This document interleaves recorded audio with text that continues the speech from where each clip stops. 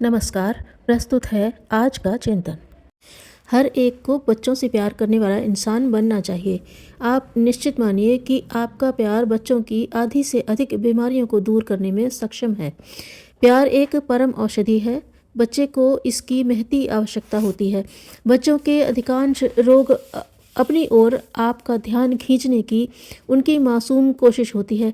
बच्चे बीमार होकर अपनी ओर आपका ध्यान आकर्षित करने और प्यार पाने की कोशिश करते हैं। माता पिता की प्यार भरी भाव तरंगें उसे अत्यंत सुकून प्रदान करती हैं। इन्हीं के संरक्षण में बच्चा स्वयं को सुरक्षित अनुभव करता है और स्वस्थ रहता है। बच्चे की आयु उसके जन्म लेने के दिन से आकलित की जाती है, लेकिन सच्चाई यह है कि बच्चा तब ही पैदा हो जाता है जब कि वह माँ के गर्भ में आता है। उसी समय से उसका जीवन प्रारंभ हो जाता है। माता पिता और परिवार समाज की जिम्मेदारियाँ उसी समय से आरंभ हो जाती हैं। पुंसवन संस्कार में माता पिता परिजनों और समाज के दायित्व उसी समय समझा दिए जाते हैं। माँ बनना किसी महिला के लिए एक अद्भुत और नारीत्व को पूर्णत्व प्रदान कराने वाली अनुभूति है। माँ के गर्भ में बच्चे के आगमन से ही नया जीवन अपना स्वरूप निर्धारित करना प्रारंभ कर देता है।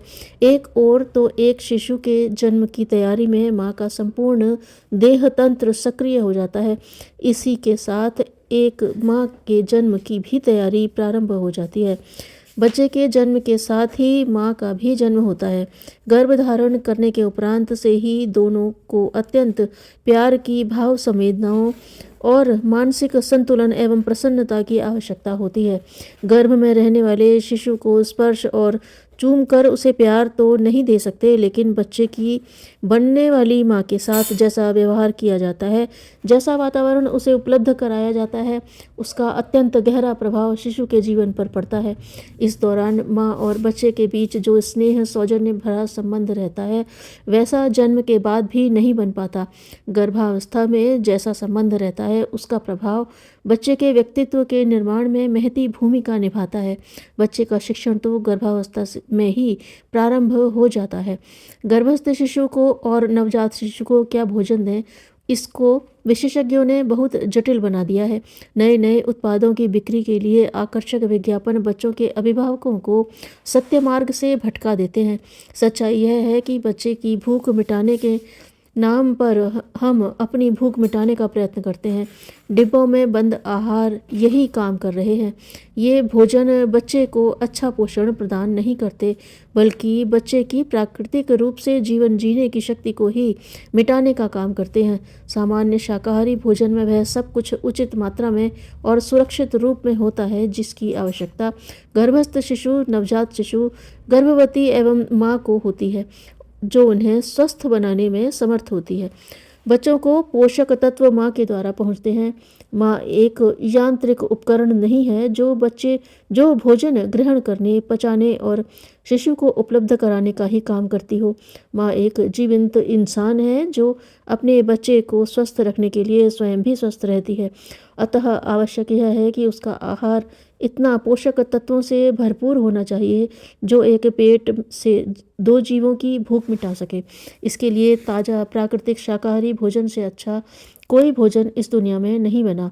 अप्राकृतिक भोजन वह स्वास्थ्य प्रदान नहीं कर सकते जो प्राकृतिक भोजन प्रदान करते हैं। हरी सब्जियां, दालें, दलिया, फुल्की, भात और फल से अच्छा कोई पौष्टिक भोजन नहीं है।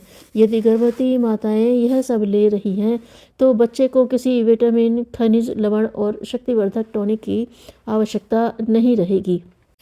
बच्चे को दूध पिलाना भी एक कला है। हर माँ को यह कला सीखनी चाहिए। इस कला को सिखाने वाला शिशु ही माँ का सबसे अच्छा गुरु है।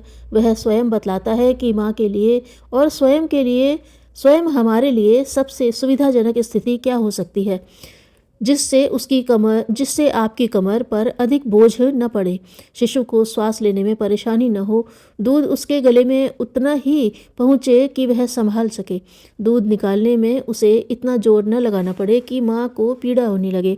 बच्चे के जन्म लेने के साथ ही उसकी ज़रूरत के अनुसार दूध माँ से उतरने लगता है। थोड़े धैर्य और सहजता की आवश्यकता होती है। लेकिन इसी समय यह कहकर कि माँ का दूध नहीं उतर रहा है, उसे डिब्बे का दूध माँ को हटाकर लगा दिया जाता है।